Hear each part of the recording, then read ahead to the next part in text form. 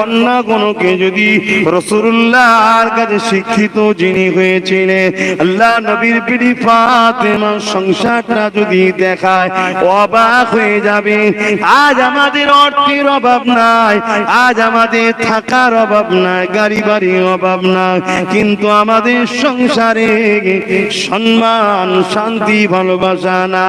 আর এদিকে হযরত আলী হুজুরের সংসার, হযরত খাতুনে জান্নাত ফাতেমা তাজহারা হুজুরের সংসারটা কথা শুনে অবাক হয়ে যাবে।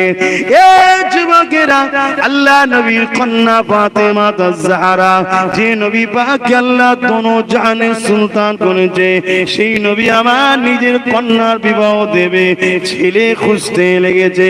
বড় বড় বড় বড় ধনী করতে খবর আছে আল্লাহ নবীর পছন্দ নয়।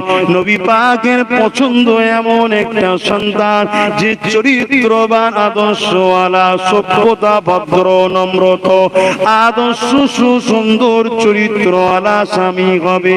এবং আমার ফাতেমাকে দুনিয়ায় শুধু ভালোবাসবে তা নয়, আখিরাতে যেন আল্লাহর জান্নাতেও সাথে থাকে। যে একটা নারী যখন নেকা হবে, আগে তো নেকা ছিল না, বিবাহ ছিল না, জাহিলিয়াত যুগে যে যাকে খুশি ব্যবহার করতো, আর বেশি খুলে বলতে পারছি না, কথা বুঝে আসছে। লাস্টে নারী যখন দুর্বল হতো, ওর কেউ আর গার্জেন পেত না, লোকে তাকে হত্যা পর্যন্ত করে দিত। ইসলাম কি দিয়েছে যে তোমার জীবন সাথী একজন হবে এবং শুধু